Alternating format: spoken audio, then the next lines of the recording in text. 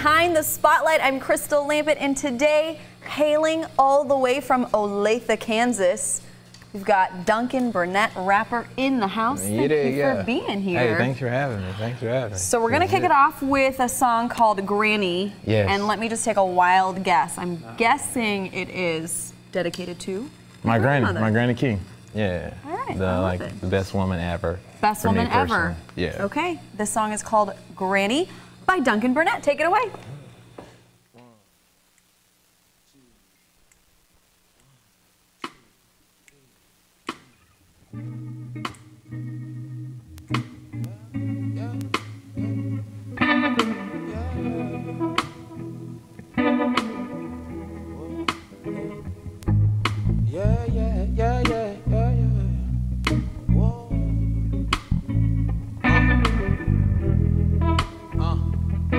So I've been on this earth for a while now. Been through my fair share of hard times. We was middle class people trying to make it through that struggle. Out there on that hustle, on that 9 to 5, working overtime, getting paid just enough to barely make it by. Only concern was making through that week with some good food to eat. Even if that meant you had to doctor up some ramen noodles, tell you that was the heat. Looking back, we could have given up, but it was my granny who always came through clutch. Most times it was a few words to cheer you up. Other times I knew she was on her knees praying for us. And I see now it was all part of her plan. It was communication made to God through her hands. I say she was just so faithful. To her I am so grateful. Without her I would probably be dead. It was my granny's hands, yeah.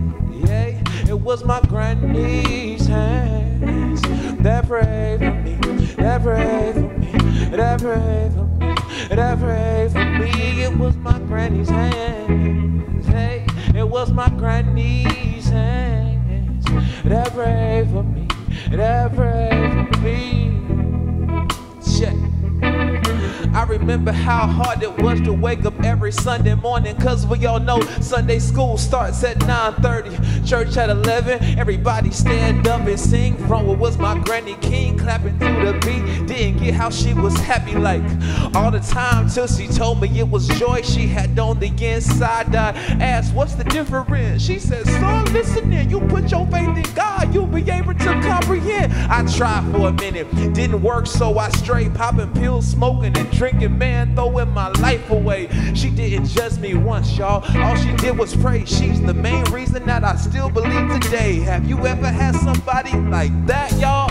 Like somebody that really had your back, dog?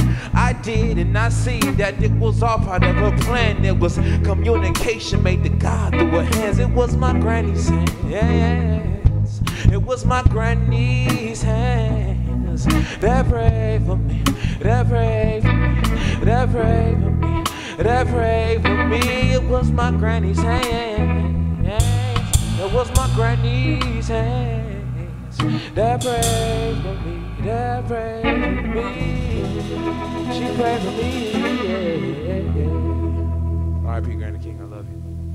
And that was Granny by Duncan Burnett, and as we alluded to earlier, obviously this was about your grandmother. Yes. So she had a pretty big role in your life? Yes, she has been there since I can remember.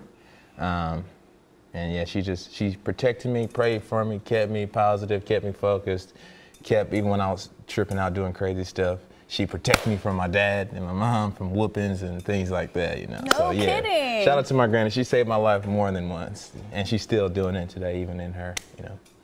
In her spiritual guidance sort of way. Yes, I like that. Well, you know, yes. the people that raise us, you know, that really sticks with us. Yeah, so yeah. I'm sure you're living on sort of with those lessons and. Yeah, she always said I would do this. She said I would be a preacher, technically. And so I'm not really a preacher, but technically what I do is a form of preaching because, you know, testify, so I guess that's my upbringing. So my granny was right. She always said I was going to do this and I was going to be talking in front of people and I had a message. I thought it was the drums. She knew from day one, so shout out to my granny. Well, you are spreading a message, you know, those thoughts. So tell us a little bit more about where you come from. I come from Olathe, Kansas. I had great parents. Mom, dad, brother, sister. They've been married my whole life, so I had a pretty solid upbringing. You know, we had the typical, we went through some struggles, some trials and tribulations, but through our faith in God and just sticking together, being family, being close, you know, we made it. And you said that you went to Olathe Northwest. I went to Olathe North for my first 2 years, okay, and then defected for Mr. Colson at Olathe Northwest to like get better at the drums and get better at music, and obviously it was the right move.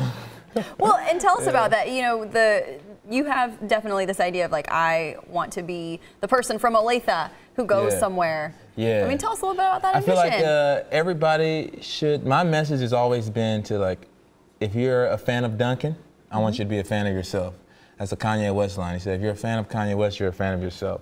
And I feel like I believe God created us, so God made us most unique by making us you. And so why, I see a lot of people who like, as a rapper, they like to say, I'm from Kansas City because that may be more tough or more solid. And it's, people laugh at me all the time. I still get people who laugh like, this guy is from Olathe. But then I realized that's what truly makes me unique. That truly what makes me stand out. That's where I'm from. I was born and raised there. Yes, it's corny. Yes, it's suburban. Yes, it has all that. But somebody like me can be produced from a place like that. So like wherever you're from, no matter what anybody says about it, how corny, how goofy, or hard to so you just gotta own it. You gotta own it. Own where you're from. Be true to you. Be authentic. I like that message. Yourself. We're hanging out with Duncan Burnett. We'll be right back after this. Olathe. Do they have like a? Is there like a?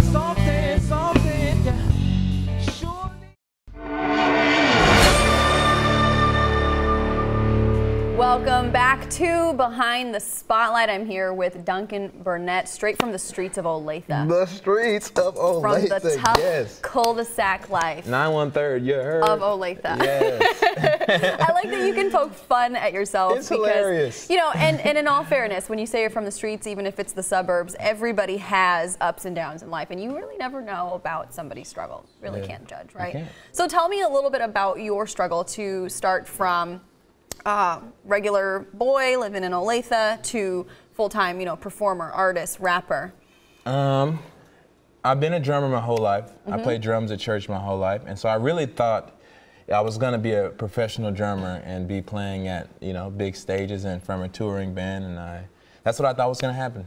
And so I did 5th grade band, 6th grade, I learned band all the way through school. Graduated, did some like college jazz stuff because Kansas City is popular for jazz. Absolutely, so I tried to get with Bobby Watson and UMKC and do that thing, and like I played some jazz gigs. I learned drums from Brandon Draper. He's a popular guy here, and like so I did that for a while. Thought it was cool, and then I just had the one moment where I stopped wanting to be background music because jazz is like 8 to 12. No knock to them, but you know I wanted people to listen to what I wanted to do. And then I played more drums in rock bands. I toured. Did that thing with the band called Mime Game. Shout out to that time in my life. And then one day I realized I was tired of somebody else saying stuff that I wanted to say. Or I feel like I could have said it better. Or like I had a message. And I was like, you know, I play in the drums, I can't talk. Was that the major thing then? Like you were like, I have something that I want to share. That's and the only I'm tired reason I of ever kind of started sitting. rapping. Does it, being a drummer, does it feel kind of like you're in the back seat? Sometimes, I mean, I still have a pretty good live essence, so like I still get enough love and attention, but like as far as what I want to talk to the people, and I truly want to see people be better and the best version of themselves, and I realized that I want to say it my way. You know? I don't feel like people are saying it how I would say it, and the only way I could do that is to be a singer, but then I was like, I can't sing very well, so I'm gonna rap. That's interesting. Yeah. So the day I have nothing to say, I won't rap anymore. But now you're a rapper. I have something, and a lot of stuff is going on in the world, so I'm gonna have a lot of stuff to talk about. I feel. Yeah, well, I could see that. You know, I think it takes different personalities require different things. Yeah. And so you grew into a stage where you were like, I really have something that I want to share. So tell me about that message. What do you want to share?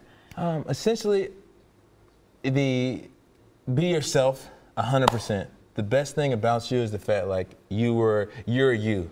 A lot of people focus on trying to be like somebody else or tell like this, but in the idea of life, if you take influences from everybody that you have and then throw them through your channel or inspiration, that'll be the best version of yourself. And then like even in Testify, I say like, if you don't stand for something, you'll die for anything. So I personally believe in God, but I'm not saying anybody should believe in that. But I'm saying have something you stand for, have something you fight for, and be a part of something. We could all agree on that. the world needs to be a better place. It needs to be more love. We need to spread more positive energy. We need to be nicer to people. We need to talk. We need to bring back conversation, communication, things like that. So like, just on the basic human level, let's like be better people. Let's realize it's our time. That's my movement, shameless plug to the riot. And realize we have the power and energy ourselves to stand up as one person and like really change the world and impact it. You know, I see a lot of people kind of stumbling around searching for a purpose and wanting to be better, but not really knowing how to get there, maybe not feeling particularly inspired. How would you advise someone to go about seeking their purpose, finding what's true to them, what they stand for in the end? The key is passion.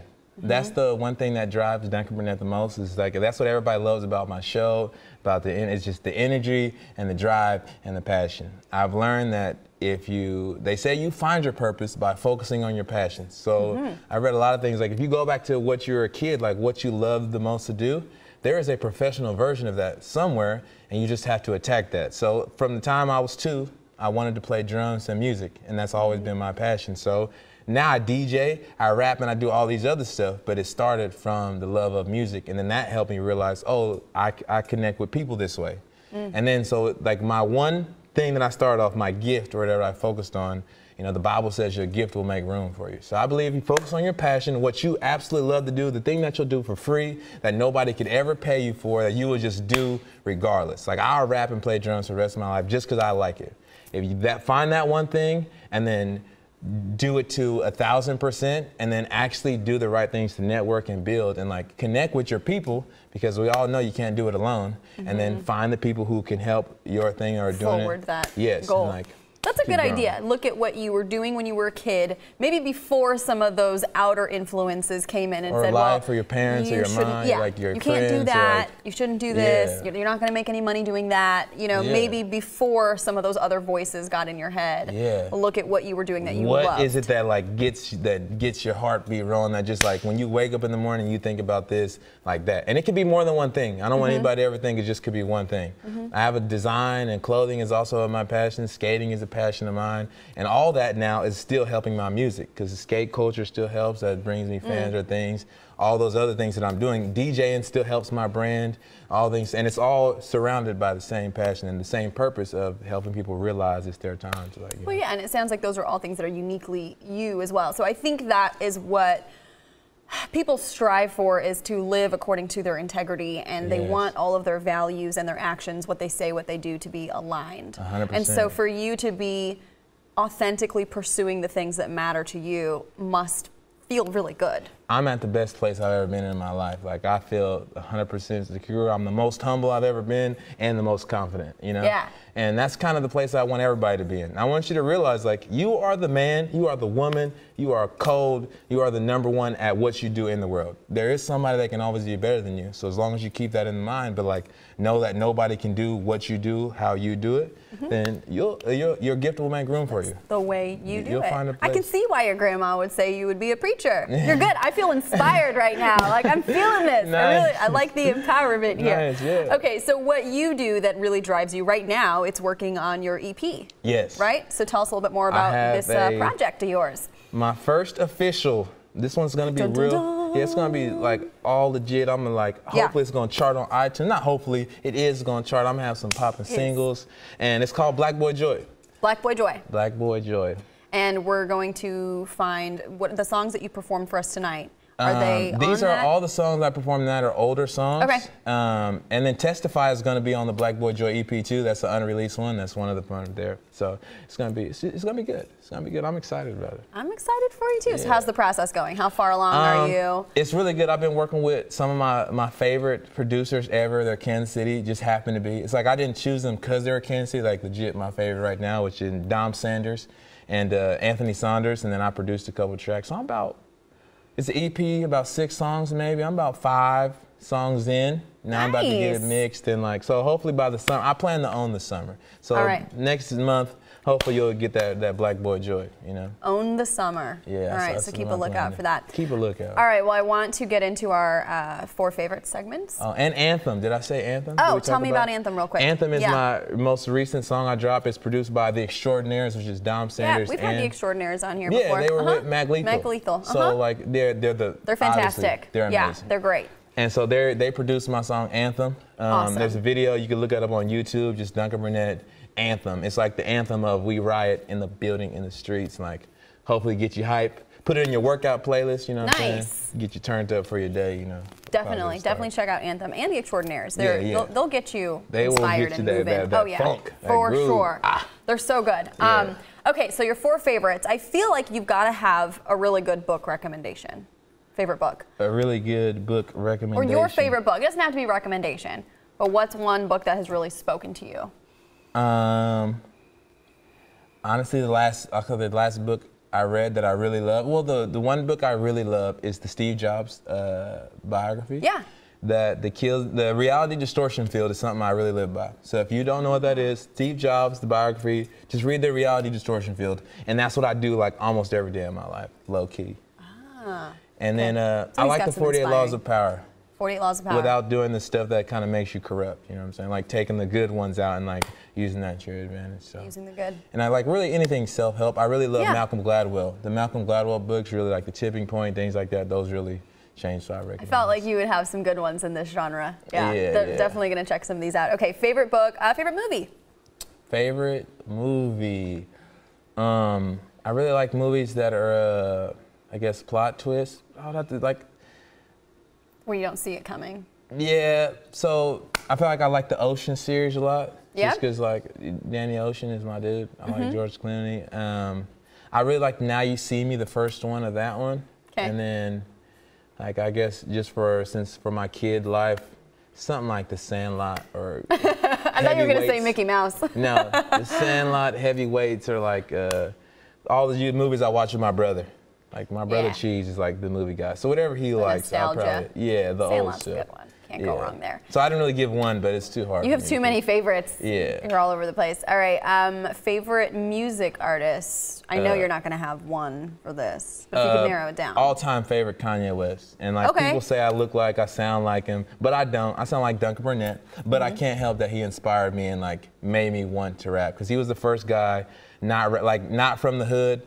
And rapping about being cool and wearing pink polos and like skinny jeans and skating and like so him and Lupe Fiasco were the first two that I seen because he was talking about skateboarding. So they were the first black kids who I seen like me who like oh like I don't have to be hood, you know, I don't have to like wear baggy pants to be a rapper. Like I can talk about wear backpacks and like tight jeans and like skating and like so you can care about Kanye West #1. Yeah, definitely.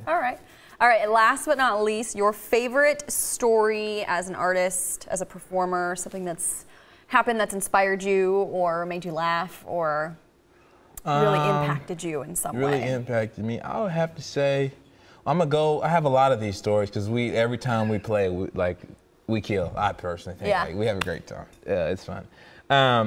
But George Clinton was my biggest day. Shout out to Pat Fielder, Mammoth Live. They've been blessing me. George Clinton and Parliament Funkadelic, we did a Springfield show. There was like 1,500 people there, like my biggest show ever. And it was just me and Jeff Stocks and my cousin DJ. He was on the DJ, but he didn't really do much. He was there looking cool. But literally, it was the Tom and Jeff Stocks. And 1,500 people was lit, just like, oh, clapping their hands, like for George Clinton. And he has a 20-piece band. Oh, yeah. George Clinton has like 25 members on stage, and we opened for him with 2 people. Wow. And like, they was hyped from the front to it was the first time I could say like, yo, I see y'all in the back. You know what I'm saying? It was You're like, I need binoculars to see you all back there. Yeah, shout out to Jeff Stocks, bro. So some pretty awesome energy from that. All right. Yeah. Well, that's a fantastic story. Don't go anywhere. We've got more of Duncan Burnett coming up after this. Her, like, I'm so grateful. Without her, I would probably be dead. It was Welcome back to Behind the Spotlight here with Duncan Burnett. We do have one more song for you, but I'm sure people are loving your music so far. If they want to find it, where can we find you? Apple Music, Spotify, SoundCloud. The name is Duncan Burnett. Just look that up and you'll see. I'm on YouTube. I got music videos, everything. He's got it covered. Everything. So the last song tonight is called Junkies. Junkies. All right, Junkies by Duncan Burnett. Take it away.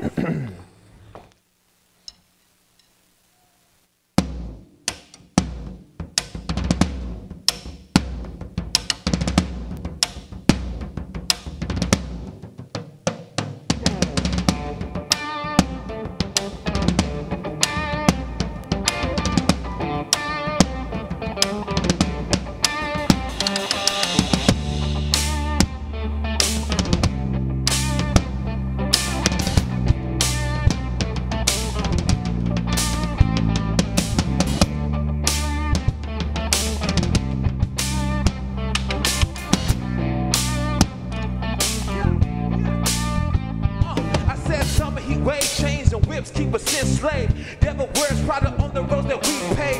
The fresher the linen, more expensive than women. Bank accounts at zero. Ignorant bliss keep us grinning. Perception be reality.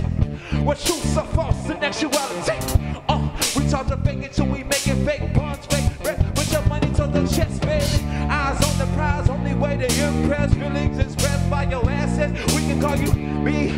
And preceded by the bad. Issue out in your best fashion. Put two faces on for the lights. Tripping on E, trying to be a Kardashian. Pain is the name, but the game celebrity is the drug. While we got her searching for a vein, I said, we just junkies of fame. Woo! Fame, fame, fame. That's a real good. We just junkies of fame. Yeah. Fame. That's a real good question. Fame. Shit.